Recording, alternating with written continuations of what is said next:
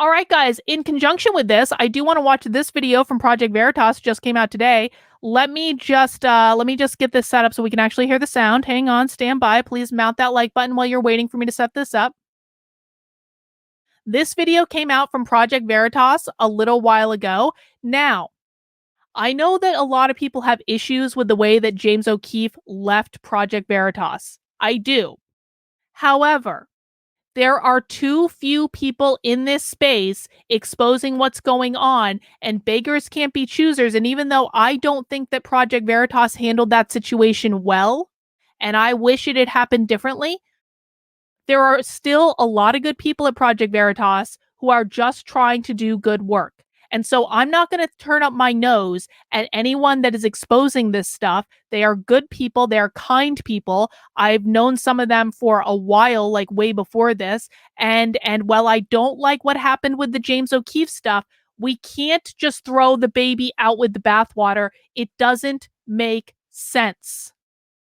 And by the way, as annoyed as I am at James O'Keefe, if he is exposing good stuff, then I would share that too. And I know he is. I haven't been able to keep up with it lately, but I know he's doing a good job as well. But this just happened to be exposed today, and it goes along with the subject I was talking about. And so that's why we're going to watch it. But before we get that, Parrot Girl Tattoo. Nope, there it is. Godspeed, Karlyn. You're doing good work. I'm really trying, Parrot Girl. I do appreciate the super chat.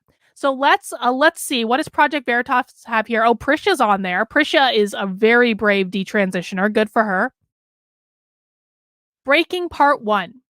Multi-state investigation exposes WPATH, connected transgender health doctors prescribing puberty blockers to minors as young as 8 years old and irreversible cross-gender hormones to minors as young as 14 years old. Most kids are mature enough to make relatively informed decisions. Well, we might have to agree to disagree on that. We do have patients who are starting transition as young as 8. It's almost like that article that we just looked at, right? And cross-gender hormones have some permanent effects. I need the patient to be mature enough to make a relatively informed decision. I get it. There are some 14-year-olds that are not, mature, but generally speaking, they're usually pretty good. Well, no, because the brain is not fully developed until we are in our early to mid-20s. So that's not true. Rosalind, thank you for the super chat. This is really out there. I know, Rosalind, and I appreciate the super chat. And Brian, honestly, none of this surprised me. It's been in the LGBT for years. Ain't that the truth, Brian? Ain't it the truth? All right, let's watch this video from Project Veritas. And it's about 11 minutes long. We do have patients who are starting as young as 8, 9. We have a list of gender-affirming therapists that we can provide too. Pediatric trans care definitely exists. They said it was transition or suicide. Like, I was given no choice. I was told you will kill yourself if you don't go through with these treatments. It's very much, pro-hormone, pro-changes. If you don't do this, your child will kill themselves. That is the most common theme. You don't think anybody can do that 14-year-old to do the surgery? They could, yeah. I've never done a 10-year-old. Yeah. To be quite fair with you, I've done 15, 16. So Mount Sinai Adolescent Clinic, they started at age 10. She did say this about surgery. The way to go at this age 10, would be something like a puberty blocker. When you then get to age 14, is when I'll consider some, cross-gender hormones. 14 is a reasonable age. Most kids are mature enough to make a relatively informed decision. Anyone who says that you can change your sex is lying to you. You will be chasing constant drugs and surgeries for the rest of your life. 10 years old coming by themselves. 10, 11, yes. Most of the kids are nowhere in any kind of a brain space to really talk about it in a serious way. We still want the kids to be happier in the moment, right? The science isn't really settled about the best way to do that. And he was getting his vagina next week. So we brought in our own therapist to write up letters that rubber stamp our surgeries. And they have to understand that the surgery itself is irreversible. So on that very first appointment with Shayna Gordon, she told me my projected path. She said, you are going to get top surgery and bottom surgery because you need it to be aligned. And I will write you your letters of recommendation when you need them for the next one. Here's yours for hormones, but this is your path. Meet Prisha Mosley. At age 25, she is undergoing the gender detransition process after medical professionals convinced her as a troubled teenager that she was a boy, needed to inject testosterone, and have a double mastectomy just after her 18th birthday. I began testosterone within weeks by getting a letter of recommendation, which the trans community told me I needed to unlock all treatment. So I found a gender-affirming therapist who was certified by WPATH online, and I had a very brief, 15 to 30-minute appointment with her wherein she told me that I was a boy. So then I took that letter of recommendation to a pediatric endocrinologist, and that very same day I started testosterone, and then not even a whole year later, at 18, I had a radical double mastectomy.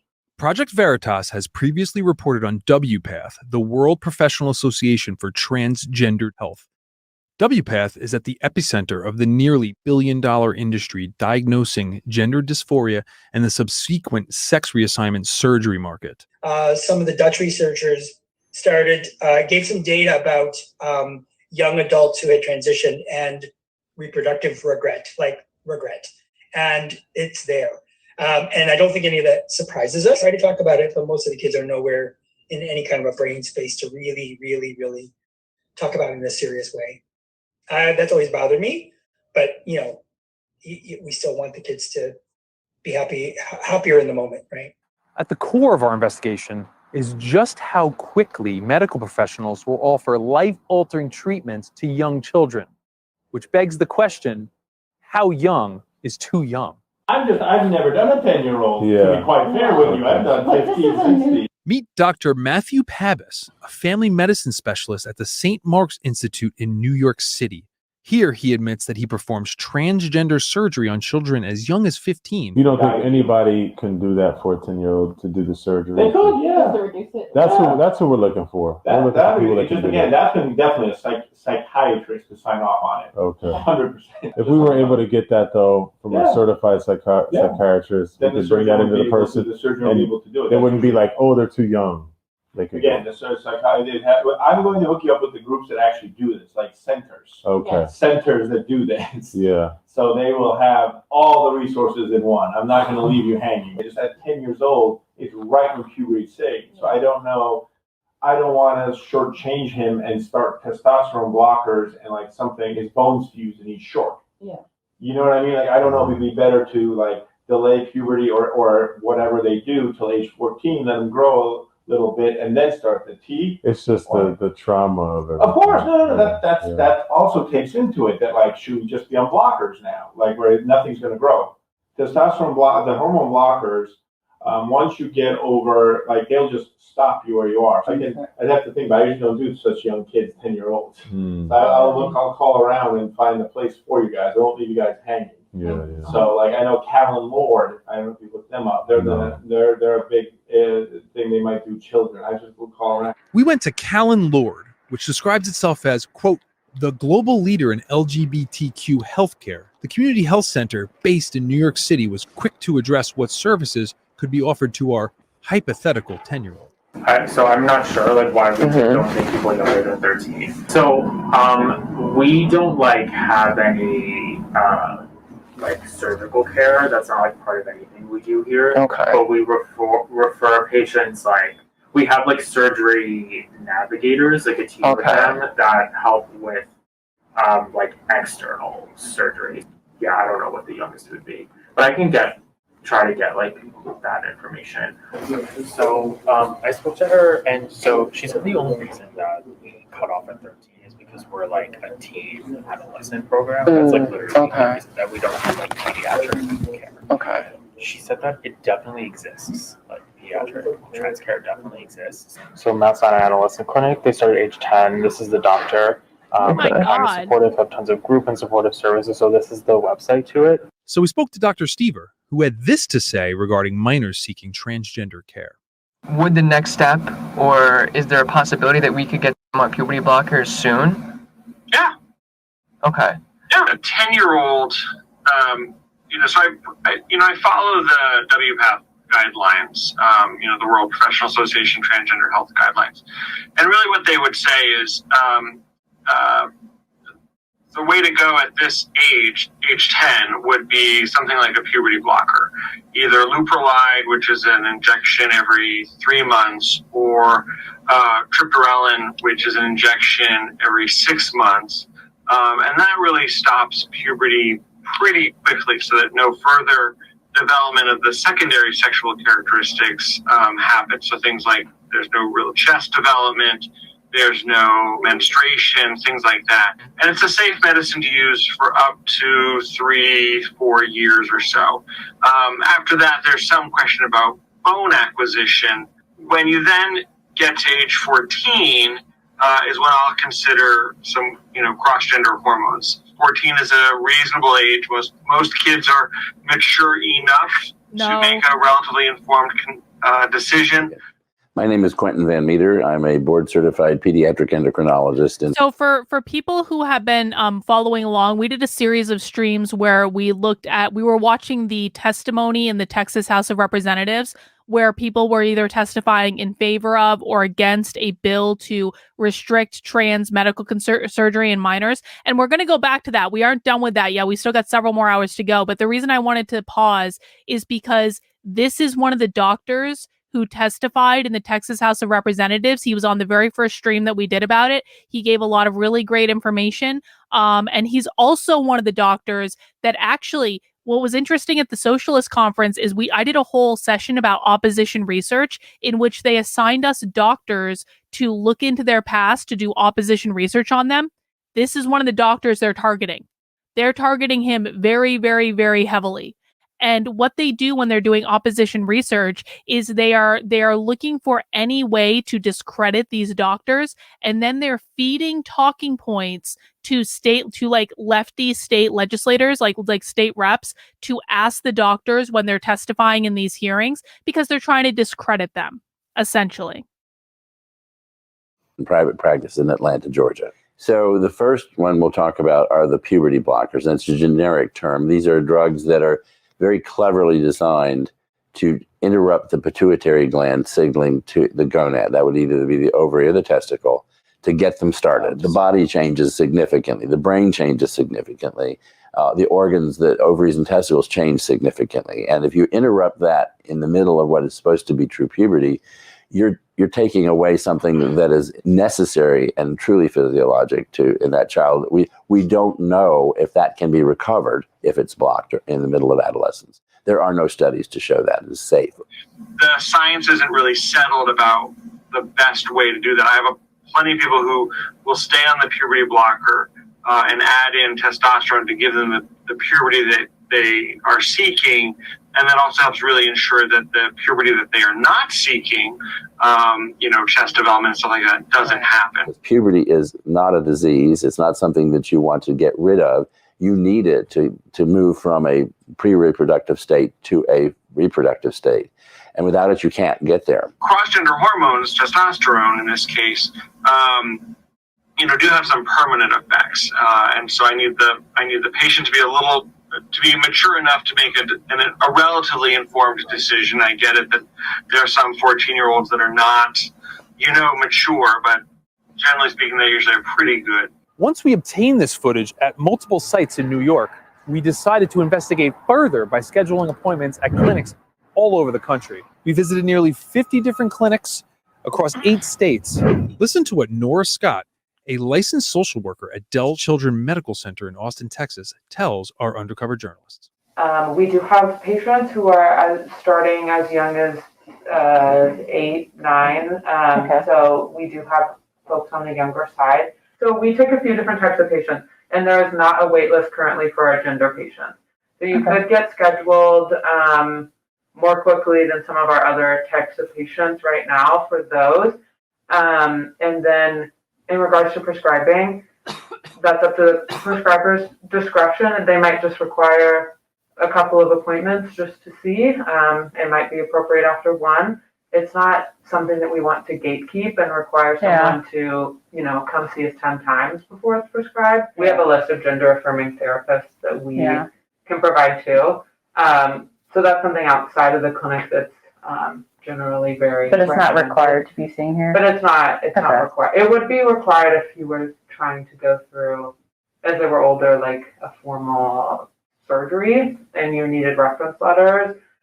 You would need a therapist letter, but if you're not going through that process, it's not required. Stay tuned for part 2, where we dive deeper into the lengths at which these clinics will go to provide transgender services to minors, including illegal migrant children. All right, guys, that is the latest release from Project Veritas. I would definitely encourage everyone to share it. And you can go to their Twitter account and share it, or on whatever other platform they're on. Again, I want to emphasize this. Whatever issue you have with Project Veritas over the James O'Keefe fallout, and I didn't like it either when it happened. I was really disappointed. We need to put those issues aside because there are many good people who are working at Project Veritas. And to be quite frank, this information is more important than your feelings.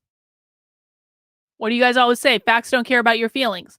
This information and making sure that people are aware of this are more important than your feelings about what happened with James O'Keefe.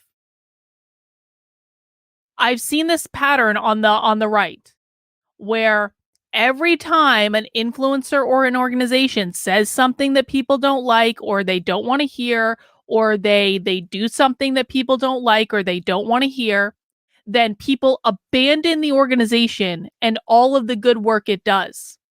And where do you go? Nowhere, because there's no other organization doing what Project Veritas is doing, or very few organizations doing what they're doing. And then all of a sudden, you've got all this great information that could actually be very helpful to you if you care about the goal of ending this bullshit, and you're ignoring it because your little fifis were hurt, and it doesn't make any sense, all right? We need to be sharing this information. You need to be supporting people who are doing this. Like, if you care about the end result, you put the goal ahead of your feelings. And you can share James O'Keefe stuff too. No one's saying otherwise, but it's time to grow up. We are in a bit of a predicament where we are significantly behind the 8 ball in what the left is doing to this country. And if we continue the infighting and the bickering and the nonsense, we are never going to make any progress, because I have never seen a circular firing squad as badly as I have seen in the political right and the anti-woke space. It is mind-bogglingly insane. And it makes no godly sense. We are all supposed to be on the same effing team, and we need to start acting like it. Jen, thank you for the super chat. I can't help but notice the Pinocchio-like infantilized, there we go, there's the word, infantilized fever dream that seems to be going on underneath all of this transitioning kids aspect. Make me a real boy or like a real girl. Find me like the blue fairy. Well, yeah, and that's what happens is people get emotional. I'm firmly convinced that when people go on like puberty blockers or they have these interventions, they get emotionally stunted at whatever age they had the intervention at. It's really weird, and it's quite frankly heartbreaking. Like, your brain needs to develop in a certain way, right? And if you're not allowing it to do that, then you are going to be stunted at like whatever age you started taking the puberty blockers on. It just doesn't make any sense. It doesn't make any sense at all.